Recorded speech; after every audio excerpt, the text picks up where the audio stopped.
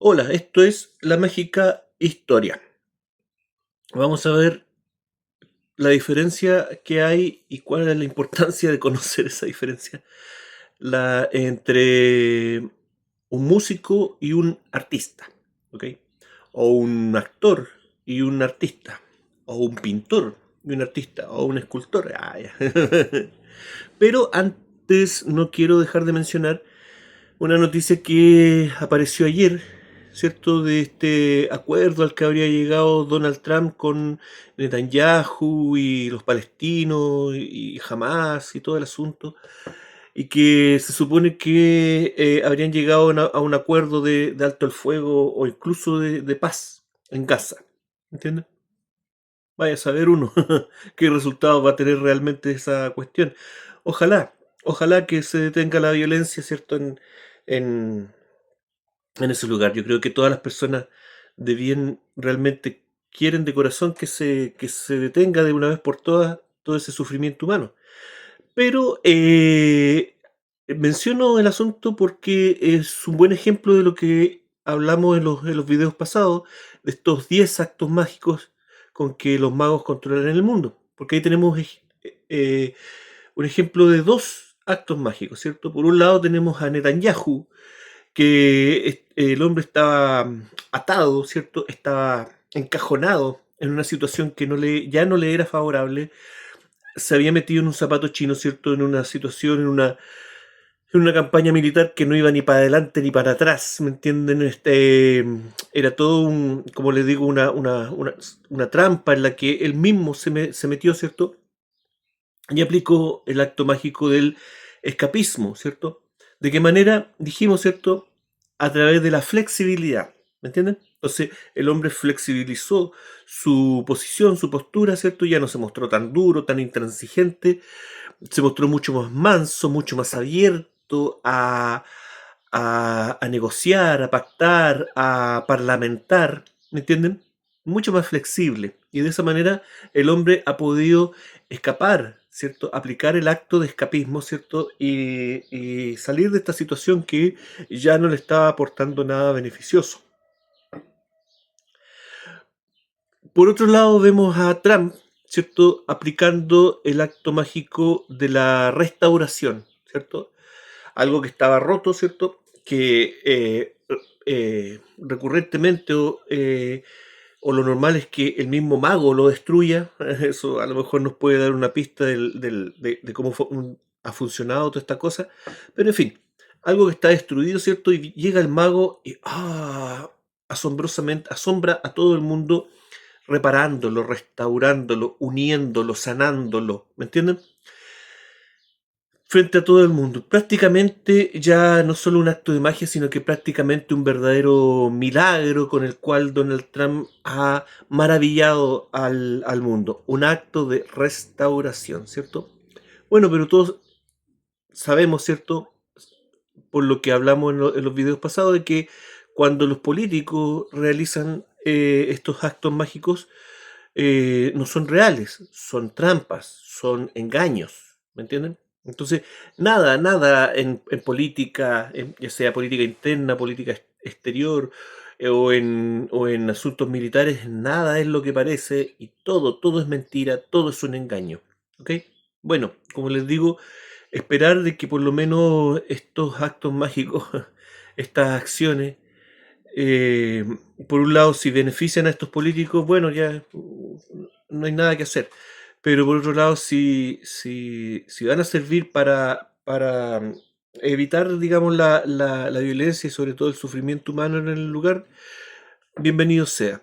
Pero así es el asunto. Mágicamente, ¿cierto? Se aplica este acto de restauración y mágicamente todos los líderes olvidan las rencillas, olvidan los rencores, los odios, y también se olvida, como digo, el sufrimiento humano. Ya no importa, no importa lo que pasó. Ahora somos todos hermanos, todos nos abrazamos, nos damos la mano, todos nos aplaudimos, todos nos olfateamos el trasero, como digo yo. En fin, ahí tenemos un ejemplo.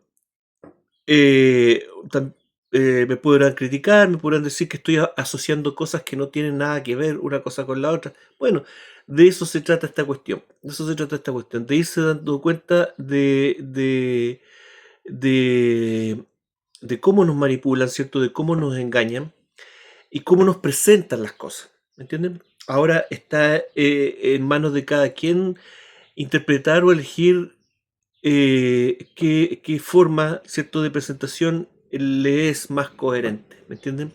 Si bien una manipulación, ¿cierto?, de técnicas esotéricas antiguas, o bien simplemente un acto que corresponde a intereses políticos y económicos simplemente. ¿Ok?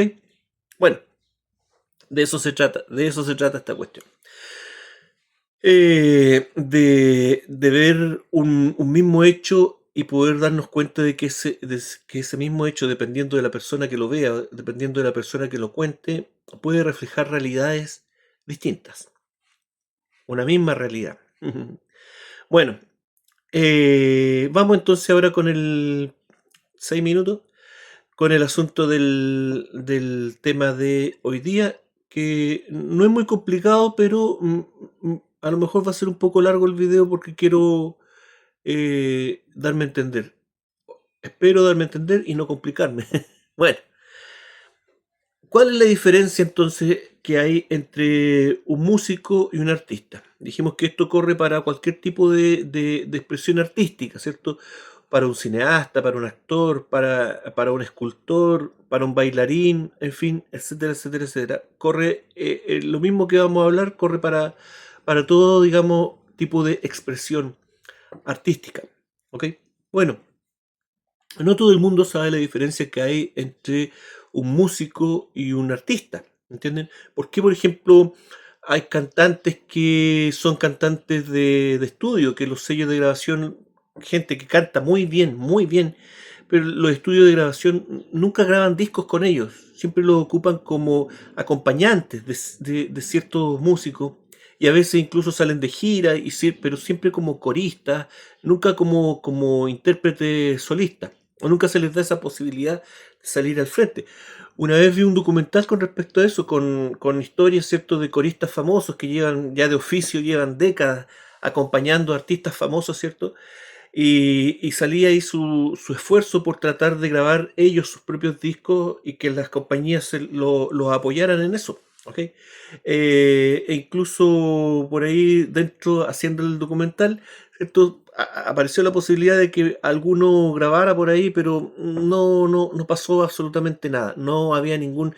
logró grabar un disco, pero no había ningún apoyo por parte de las disqueras. ¿Por qué ese trato distinto de las disqueras un personaje que a lo mejor muchas veces los coristas, ¿cierto?, tienen incluso mejor facha, mejor pinta que los artistas a los que acompañan, mejor voz, cantan mejor, a veces son más simpáticos, pero aún así, no, tú no sirves para ser un artista, tú no eres un artista, ¿me entienden? Hay un trato distinto, ¿cierto? Hay una diferencia. ¿M? ¿En qué radicará esa cuestión? Bueno, yo tengo amigos músicos, he conversado este tema con algunos y no tampoco, a pesar de que trato de hacerme entender, no entienden el concepto. Si usted conoce alguna persona que sea músico, ¿cierto? Y que se quiera dedicar a la música, a lo mejor recomiéndele este video, a lo mejor le puede servir. O a lo mejor tampoco va a entender la situación.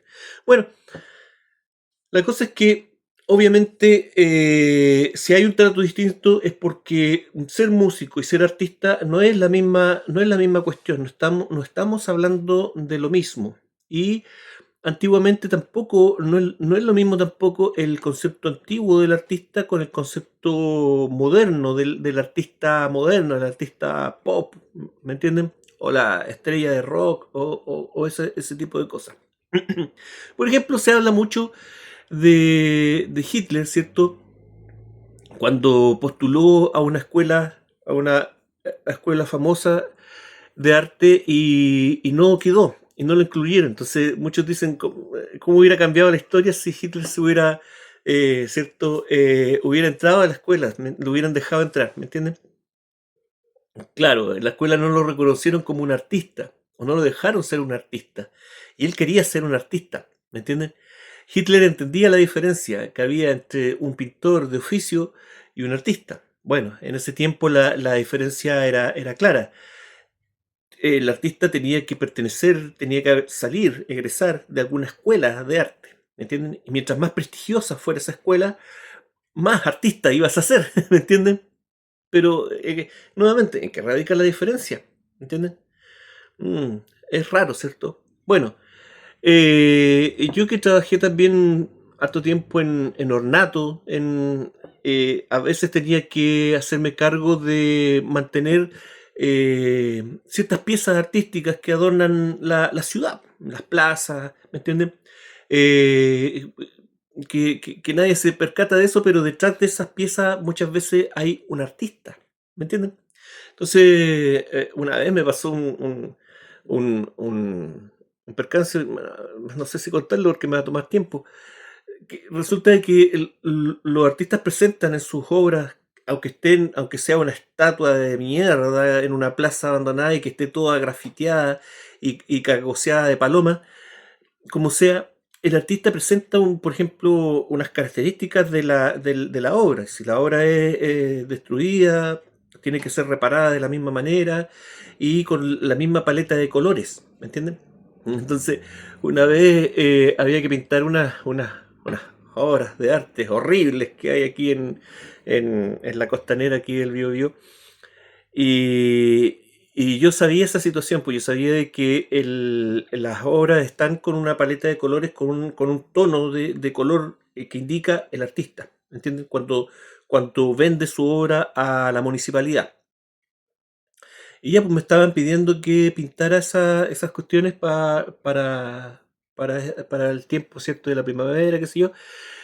Y yo me negué porque no estaba no tenía la paleta de colores. Y yo sabía que si yo pintaba con el color que se me ocurriera, digamos, había un fierro parado, ¿me entienden? Que era rojo, ¿me entienden? Pero era una obra de arte y había un artista detrás. Y yo sabía que ese fierro parado yo no lo podía pintar de cualquier tono de rojo, ¿me entiendes? Bueno, apareció otro colega que se quiso hacer el lindo y me dijo, Esteban, te estás haciendo un problema que no existe. Y el palo parado era alto, encima había que arrendar un elevador, ¿me entienden? Había que pintarlo con maquinaria, qué sé yo, había que hacer una cierta inversión para ese asunto. Y yo le dije, bueno, ¿te quieres hacer cargo? Hazte cargo tú. ¿No? Y pasó lo que yo creí que iba a pasar. Pues el tipo pintó con el rojo que teníamos a mano nomás y el artista se enteró de la situación y puso la queja correspondiente en la municipalidad.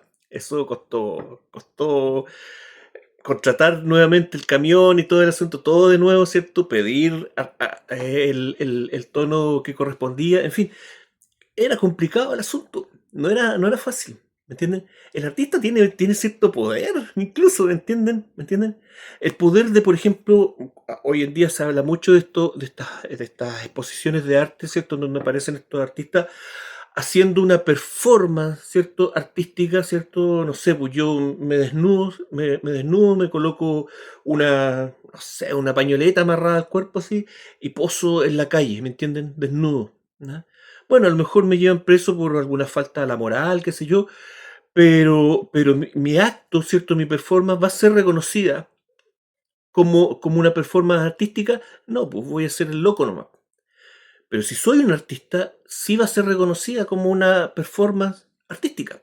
¿Entiendes? Lo que yo haga, si soy un artista y yo digo que es una performance artística, se reconoce como tal. Pero si soy una persona común y corriente, no me lo van a reconocer. ¿Por qué? Simplemente porque hay una escuela detrás, hay una escuela de arte. Bueno, en parte sí, po, el artista tiene su diploma de artista y eso lo avala para hacer algunas eh, eh, expresiones artísticas, ¿cierto? La famosa, ¿cierto? Pegar un plátano con scotch y cobrar por eso. Eso es una obra de arte. Pero si lo hago yo de forma individual, eso es solamente un plátano con un scotch, ¿entiendes? Pero ¿por qué? O sea, ¿por qué la diferencia? ¿Me entiendes? Bueno, ahora lo vamos a ver. Y lo mismo pasa, ¿cierto? Con los músicos, ¿cierto? Está el músico de oficio El músico es la persona que se hace música o se dedica a la música. Así de fácil. Y en eso yo incluyo también algunos oficios que están alrededor, digamos, del músico, pero que también tienen que ver con la música. O sea, la misma gente que los ingenieros de sonido, los que graban, los luthiers que fabrican instrumentos, ¿me entienden?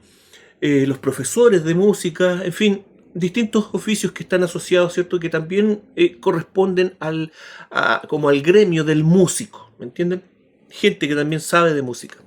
Y dentro de los músicos hay gente que hace música, cantantes, instrumentistas, lo que sea, compositores.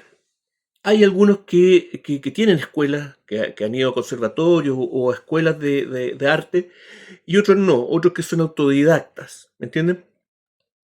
Pero siguen siendo músicos. Sí, todos siguen siendo músicos. ¿Me entienden? Ya no hay esa diferencia tan marcada de que si tú vas, solamente te reconocen si tú vas a una escuela o a un conservatorio, ¿me entienden? No, ahora el músico que conoce su oficio y hace bien su oficio, puede ser reconocido como músico, como músico. Hasta ahí llega su reconocimiento, ¿me entienden? Y ahí, en ese ámbito, hay un montón de músicos de oficio. Aquí en Chile también es común, por ejemplo, yo conozco a mucha gente de estos grupos, ¿cierto? Que son para animar fiestas, ¿cierto? Para animar casamientos, bodas, cumpleaños, fiestas de empresa, ¿me entienden?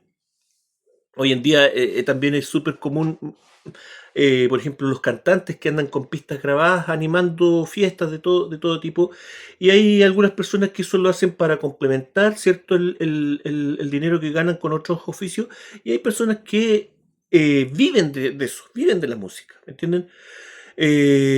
Cuando yo andaba tocando por ahí también en este tipo de bandas un tiempo, por ejemplo, conocí a un amigo que era guitarrista y cantante, cantaba bastante bien, conocía su oficio el hombre, y como guitarrista también era bastante bueno, era bastante afinado, qué sé yo, y cantaba también el hombre en este tipo de orquesta.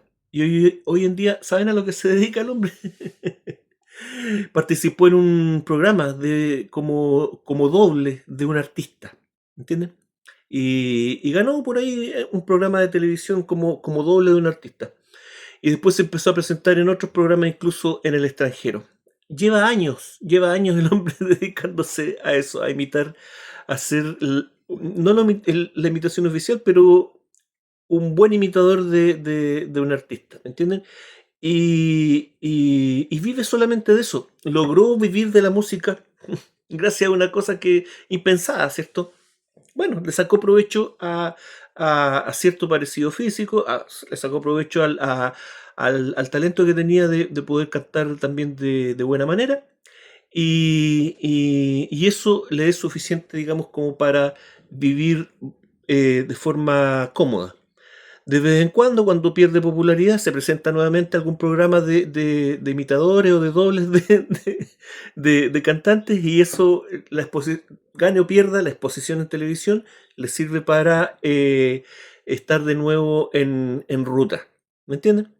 En fin, independiente de eso, todas estas personas, incluyendo, por ejemplo, una persona que trabaje en una orquesta sinfónica, ¿cierto? Ya una persona que salió de un conservatorio, entró a una orquesta sinfónica, es un trabajador de la música, una persona que ejerce el oficio de músico, ¿me entienden?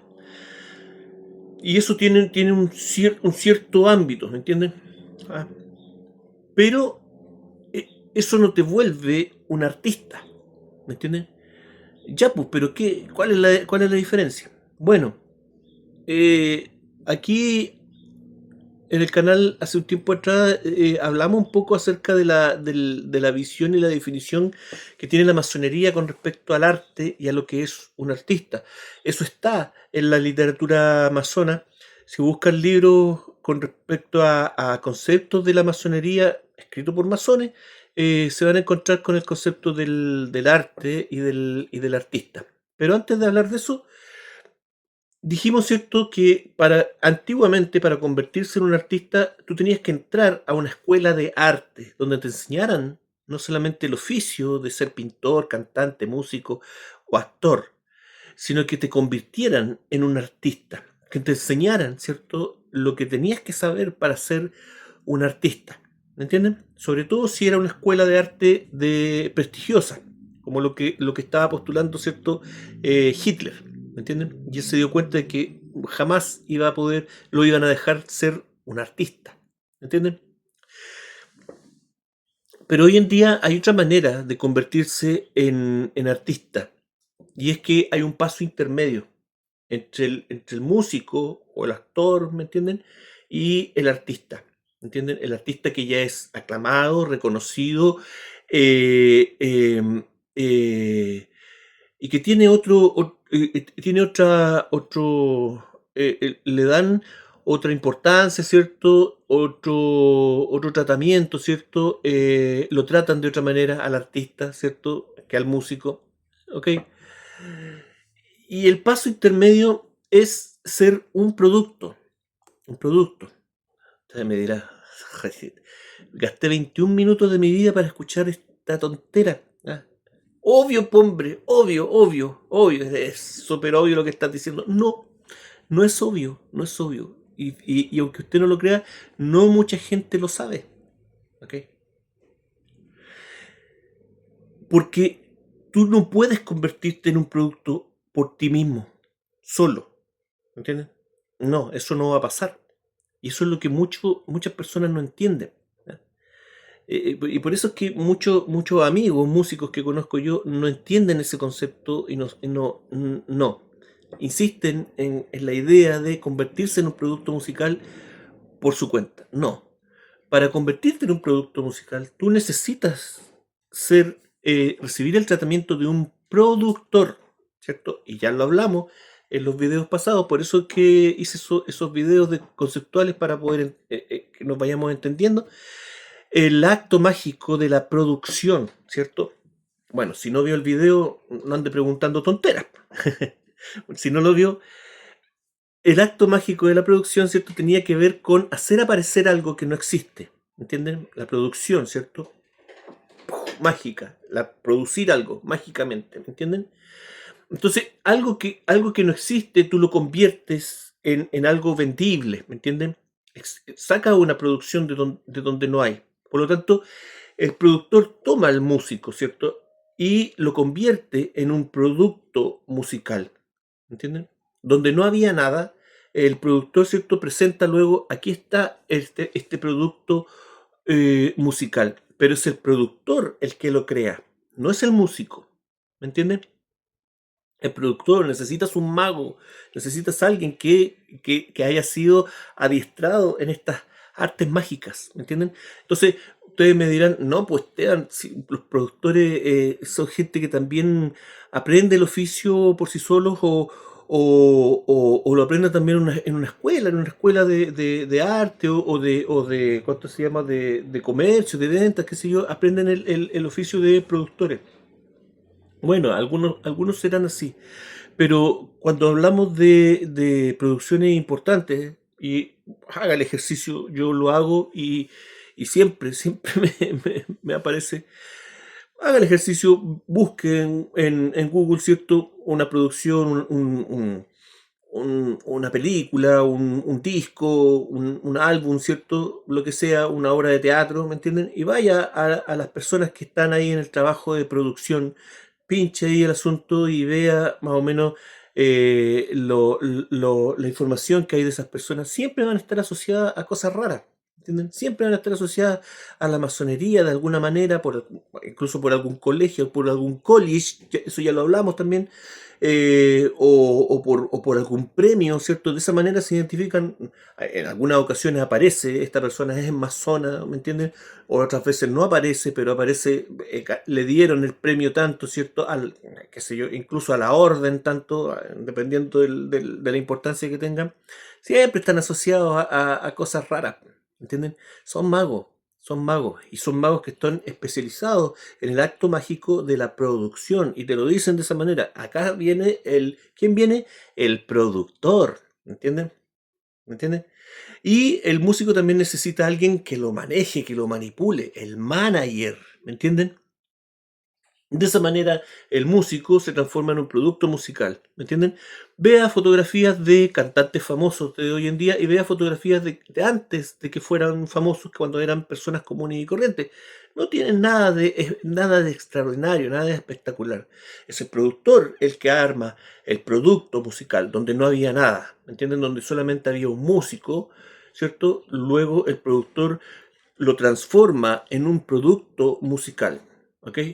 Entonces, maravilloso por el músico que logre tener el contacto e ingresar al mundillo, ¿cierto?, de las compañías discográficas, de la industria musical, aunque sea convirtiéndose en un producto musical. Maravilloso, mucha gente busca eso.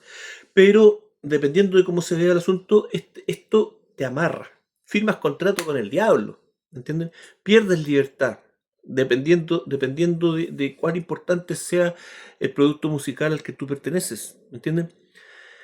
Y hay casos horribles, hay casos terribles de gente que pierde cierto los sentidos. Hay casos emblemáticos de artistas ya, pero ya a un nivel súper alto, y usted me dirá, eso es comprensible, hombre, esa gente está expuesta a grandes presiones, sí, pero necesariamente tiene que ser así, ¿me entienden? Hay otros casos, por ejemplo, acá en YouTube hay varios documentales con el fenómeno, por ejemplo, de este tema del fenómeno del K-pop, ¿cierto? Que son estas bandas de pop y de baile, de música pop y baile de grupos coreanos, de muchachitos coreanos, ¿cierto?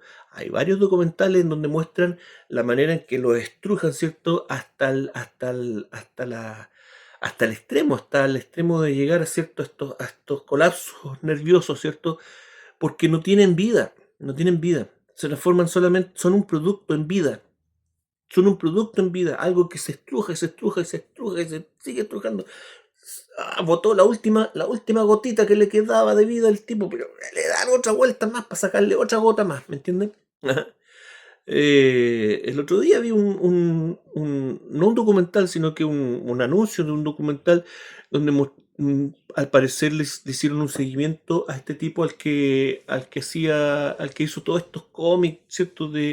De Marvel, parece, este viejito Stan Lee, y muestran cómo lo estrujaban en sus últimos años de vida, y el pobre viejo no quería nada más, y terminaba con una firma así, con la mano acalambrada y sonriendo todo el día para gente que se quería sacar fotos con él. Y el tipo decía, ¿terminamos? No, ahora vamos a ir a tal parte. Y el pobre abuelito no quería más, ¿entienden? Mucha gente está en esa dinámica, ¿cierto? Se transforman en un producto musical, pero al mismo tiempo el músico consigue lo que quiere, ¿cierto? Yo creo que cualquier músico, ¿cierto? Primero que nada quiere dedicarse a la música, quiere poder vivir de la música, y también quiere tener un reconocimiento, poder grabar un disco, poder entrar a la industria musical y ser parte de todas esas lucecitas que se ven tan bonitas, ¿me entiendes? Ahora bien, una persona común y corriente podrá sacar un disco, ¿cierto?, por las de él y venderlo. Sí, hay personas que incluso lo hacen.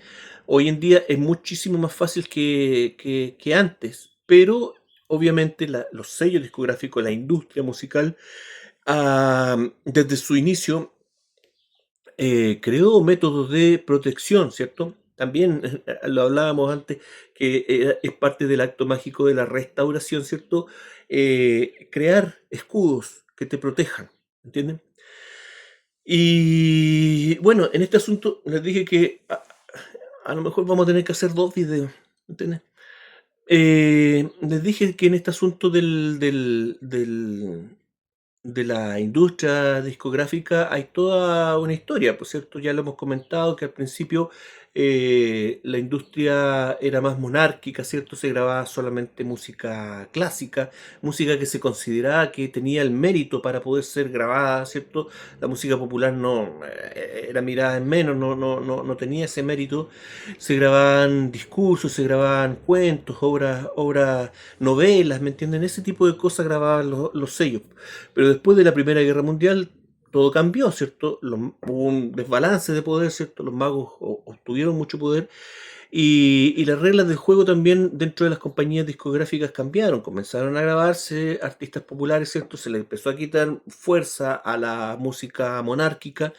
em, Se empezó a deformar también la música monárquica, ¿cierto? Lo que conocemos como música contemporánea. En fin. eh, y la música sufrió un control, ¿cierto? Lo estamos viendo en la serie del jazz y el blues, cómo los sellos discográficos comenzaron a darle un tratamiento a esa cuestión, a pasar por un colador quiénes podían grabar y quiénes no. Pero hay una cosa, hay un tema técnico que amarra a tanto a la gente que quiere grabar música como también a la gente que quiere hacer cine, películas, ¿entienden? Porque uno siempre piensa, chuta, hacer un disco debe ser súper caro, o hacer una película, pues, impensable, o sea, las producciones son millonarias. Depende. Y la verdad es que hacer, por ejemplo, hacer una película no es tan caro como uno pudiera creer, ¿entienden? En otro video, ¿cierto? Hablábamos de estas películas de woke que aparecen hoy en día, de Disney y todo ese asunto, y que, ¿cierto? Cuando se habla de la recaudación, lo que costó la película, pero muchas veces el costo de la recaudación, aunque sea igual o un poquito mayor, sigue marcando números rojos, porque muchas veces en el costo de la película no aparece el costo de publicidad, que es uno de los más grandes, y también el costo de distribución, ¿me entienden? Claro, una vez vi una película de Hitchcock que el director, ¿cierto? El director de cine de misterio y suspenso, y que él quería hacer una película, no me acuerdo cuál era, no sé si sería Pájaro o Psicosis, no me acuerdo, ¿no? Pero el tema es que él quería hacer esa película, pero las productoras, ¿cierto? Los estudios de Hollywood no lo inflaban con su proyecto. Entonces él se la jugó el todo por el todo y él de su propio bolsillo incluso hipotecó su casa para poder hacer la película, ¿me entienden? Pero ese no era el problema, o sea, él tenía dinero para hacer la película, ¿me entienden? Ese no era el riesgo, ¿me entienden? Porque él sabía que haciendo la película la iba a presentar y él tenía fe de que las productoras no le iban a poder negar, digamos, sacar la película. El riesgo está en que hacer la película no era el problema, ¿me entienden? El problema ya lo hemos visto, ¿cierto? Las mafias, ¿cierto? Esotéricas, que tú seas empresario no te entrega realmente poder, porque tú puedas tener una industria y fabricar cosas, eso no te vuelve poderoso. El que tiene realmente el poder sobre ti es el que te permite vender lo que tú produces, ¿cierto? Y transportarlo, ¿entiendes? Y lo mismo ocurre en este asunto. Hacer la película no es tan difícil. O puedes tener dinero, o a lo mejor te puedes conseguir incluso dinero y haces la película. Pero ¿cómo la distribuyes? ¿Me entienden? ¿Ah? ¿Y cómo la vendes? ¿Me entienden? ¿Ah?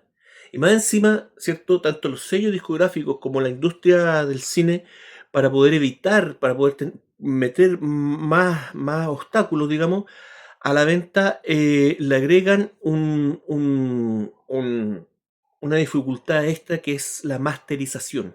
¿Ok? Hablando en la música, ¿cierto? Mucha gente piensa que la digitalización, ¿cierto? El perilleo que le decimos los músicos, ¿cierto? Cuando se graba algo, ¿cierto? Y están los ingenieros ahí con las mesas de sonido, perillando, ¿cierto? Moviendo los volúmenes para arriba y para abajo, poniéndole efectos, poniéndole filtros, qué sé yo, todo lo que se necesita para que la grabación quede más o menos bien y modular, ¿cierto? Los parámetros un poco para que suene bonito, ¿me entienden? La mezcla, ¿cierto? El mezclado, eso es la mezcla, lo que se conoce, ¿cierto? El trabajo de la mezcla. que la puede hacer un ingeniero o a lo mejor alguien que simplemente aprendió de oficio el asunto, ¿cierto? Antes se necesitaba arrendar un estudio por obligación. Hoy en día eso no es tanto. Una persona común y corriente puede hacer una grabación decente, puede grabar un disco de forma decente, incluso dentro de su casa, ¿me entienden? Comprando una buena tarjeta de sonido, buenos micrófonos, y ya ni siquiera se necesita un lugar aislado, ¿me entienden? Es distinto, es distinto. ¿Ah? Pero tú puedes solamente llegar a la pega de la mezcla, ¿me entienden? Hasta ahí llegas tú. ¿Entienden? Y muchas veces, eh, incluso gente que yo conozco que se dedica a la música por harto tiempo, no entienden el concepto de la mezcla y el masterizado. ¿Entienden? El masterizado, o a veces se buscan discos, ¿cierto? Un disco famoso que tú ya lo tienes, ¿cierto? Y de repente aparece la versión remasterizada. Ay, tú lo compras, ¿cierto? Porque, oh, es la versión remasterizada. Esta cuestión va a sonar, pero espectacular, ¿me entienden? Y lo colocas, suena distinto al disco original. Suena un poquito mejor, pero no hay una gran diferencia, ¿me entienden? Del original, ¿me entienden? En realidad la mezcla sigue igual, porque no es la mezcla lo que arreglaron, ¿me entienden? No es la mezcla, es el masterizado, ¿me entienden? Entonces, tú escuchas, está un poco más limpia el sonido, la toma, pero la regulación del sonido no le hicieron nada, no lo tocaron, no lo tocan. Cuando hacen el remasterizado de un asunto, es muy poco lo que varía el cambio de volumen o de cosas, ¿me entienden? ¿Por qué? Porque el masterizado es simplemente homologar la grabación a los distintos formatos de reproducción que hay. Eso es todo. Eso es todo. Una homologación. Y esa homologación se logra, ¿cierto? Solamente con parámetros matemáticos, ¿me entienden? De frecuencia y cosas raras que manejan los ingenieros de sonido, ¿me entienden? Pero tiene que ser un trabajo aceptado, aceptable, ¿me entienden? Certificado, ¿me entienden? Y de esa manera entorpecen la distribución y la venta de un material. Por ejemplo, nuevamente, si yo grabo por mi cuenta un disco, ¿cierto? Y me quedó precioso, hermoso, bacán, ¿me entienden? Y la mezcla me quedó también asombrosamente hermosa, bella, maravillosa. Si yo voy a una radio o a la televisión con ese audio, no me lo aceptan, ¿entienden? A lo mejor hoy día están un poco más flexibles, pero hace algunos años atrás no lo aceptarían. ¿Por qué? Porque esto no está masterizado, ¿entienden? Entonces, la excusa es de que la estación de radio o de televisión no se va a arriesgar a lanzar un material que va a sonar de baja calidad, ¿entienden? De baja calidad, entre comillas. Nadie lo va a notar en realidad. Es una excusa, ¿cierto? Para poner una barrera de venta y de distribución. ¿Me entienden? Y así solamente los artistas, las películas, los discos que están aglutinados dentro de estas pocas compañías, pueden vender y distribuir su material. Obviamente, hoy en día eso ha ido cambiando. Han aparecido otras plataformas, pero siempre encuentran, los magos encuentran la manera, ¿cierto?, de controlar esa situación. Pues han aparecido hoy en día un montón de plataformas, pero siempre hay un control. Tú no puedes llegar y punto, aquí está mi material, lo subo a Spotify, ¿me entienden? Siempre va a haber una manera de controlar ese acceso, ¿me entienden? Bueno, em, eh, hay algunos casos emblemáticos, por ejemplo, el tema de que músicos profesionales, ¿cierto? Que pasó muchas veces, antes pasaba más que ahora, que grababan, ¿cierto? Con un sello discográfico, se encontraban con la sorpresa, ¿cierto? De que ellos incluso podían ser los autores del componer, ¿cierto? Una canción y grabarla. Yo la compuse, yo la grabé, la canción es mía. El sello me paga los derechos que me corresponden, me los pagan a mí. Esta canción es mía. Pero se encontraban con que, por ejemplo, el sello vendía la grabación a una campaña publicitaria y que no le gustaba al artista, y el artista decía, no, pues, la canción es mía, yo no quiero que esté aquí, o lo contrario. Al artista le ofrecían una campaña publicitaria y el sello le decía, no señor, usted no va a firmar contrato con esa empresa, no va a hacer publicidad con esa empresa. ¿Pero por qué? La canción es mía, yo la creé, yo la grabé, yo puedo hacer lo que quiera con la canción. No señor, la canción es suya, la autoría de la canción es suya, pero los máster de la canción son nuestros. ¿Me entiendes? Y nosotros decidimos a quién se vende, con quién se vende, dónde se distribuye. Si nosotros decimos que su canción no se va a vender en Alemania, no se vende en Alemania. Si usted quiere, si usted al mismo tiempo, si no quiere que su canción se venda en Andorra, no sé, lo sentimos mucho, pero nosotros decidimos eso y nosotros le vendemos la canción a Andorra. ¿Entiendes? Y los músicos quedaban ahí sorprendidos y se daban cuenta de que no podían hacer nada. ¿Me entiendes? Legalmente los máster de la canción pertenecían al sello. ¿Okay? Es un poco lo que pasó con esta situación de Michael Jackson cuando compró cierto el catálogo de los Beatles. La gente no entendía muy bien cuál era la situación en ese sentido. O sea, la gente decía, entonces ahora Michael Jackson es el dueño de los derechos de autor de los Beatles. No, Michael Jackson compró los máster. ¿Me entiendes? ¿Me entiendes? Entonces, hay una diferencia. ¿Y Michael Jackson por qué lo hizo? Michael Jackson lo hizo porque Michael Jackson no era un producto musical. Michael Jackson era un artista. Y por lo tanto tenía la posibilidad, y un artista importante, uno de los más importantes. Y tenía, por ende, tenía los contactos y la posibilidad de ser dueño de máster de grabación, tanto de él como de otras personas. ¿Me entienden? ¿No me entienden todavía? Bueno, creo que lo vamos a dejar hasta aquí, hasta el concepto de la producción musical, ¿entiendes? Están los productores y se queda claro, ¿cierto? Que son los que tienen que hacer el trabajo de crear el producto musical de forma mágica, ¿cierto? Hacer el acto mágico de la producción, ¿me entienden? Tú no eras nada hasta que yo te tomé y yo te transformé en un producto musical, ¿me entiendes? Gracias a mí, tú te convertiste en un producto musical, tú entraste a la industria musical, tú pudiste grabar, tus grabaciones se pudieron distribuir, etcétera, etcétera, etcétera. Y gracias al control de la distribución, ¿cierto? Los sellos discográficos, ¿cierto? Van manejando la música que debe haber en ciertos lugares, ¿ok? Eh, em, hay un ejemplo, una vez tenía una discusión con un argentino, una vez que me hablaba, ¿cierto?, de que Chile no tenía música y que Argentina era fabulosa y todo el asunto, y yo le decía, estás equivocado, estás en un error. Sí, es verdad que Argentina tiene una industria musical muchísimo más grande que Chile, pero estás mezclando los conceptos, le decía yo, y no me entendía el hombre, no me entendía. Entonces me decía, a ver, dame un ejemplo de un gran artista chileno, ustedes no tienen nada, ¿me entienden? Entonces yo le daba le di un ejemplo y buscó al tiro, mira tu cagada, me decía en Spotify no tiene poquitas visitas, ¿me entiendes?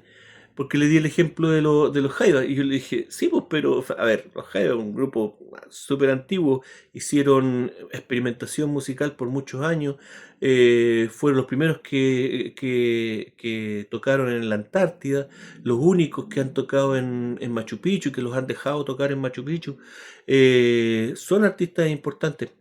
No, pero eso no dice nada, todo se refleja aquí en las visualizaciones, ¿me entiendes?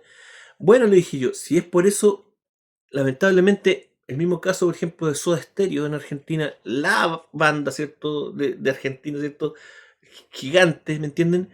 Pero Soda Stereo no pudo acceder al mercado español porque su propio sello discográfico lo impidió, ¿entienden?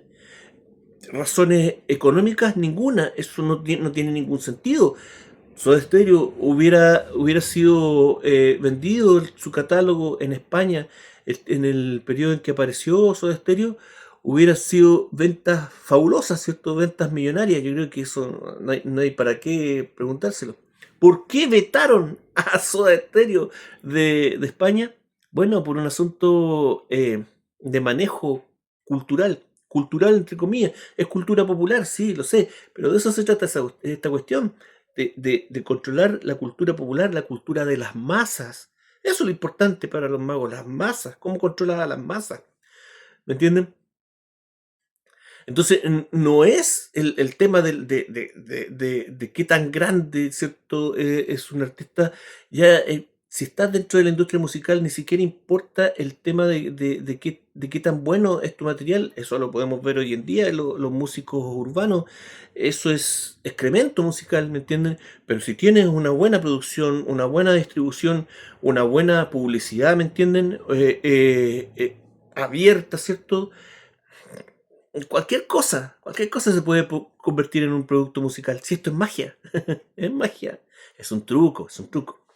¿Ah? Pero depende de eso. Entonces yo le explicaba también ahí al hombre, bueno, han habido también artistas chilenos que han sido permitidos por los sellos, ¿cierto? Por la industria musical para ser publicados en toda Latinoamérica. Y ni siquiera estoy hablando de los más obvios. Hay baladistas chilenos, ¿cierto? Que hoy en día generan eh, harta discusión, digamos, por sus tendencias políticas, o qué sé yo, Pablo Herrera, Alberto Plaza, que uno no se imagina la importancia que tienen a nivel de industria musical, a nivel de producto musical, ¿me entienden? Pablo Herrera, yo decía, ese weón, mm, y sin embargo es un gran producto musical, ¿me entienden? Pablo Herrera no es un artista, pero es un gran producto musical, ¿me entienden? Y que genera cantidades gigantes de dinero, ¿ok? ¿Por qué? Porque tiene una carrera musical así espectacularmente asombrosa, buena, ¿me entienden? No, porque hay un trabajo de producción musical gigante detrás de estas personas, ¿me entienden?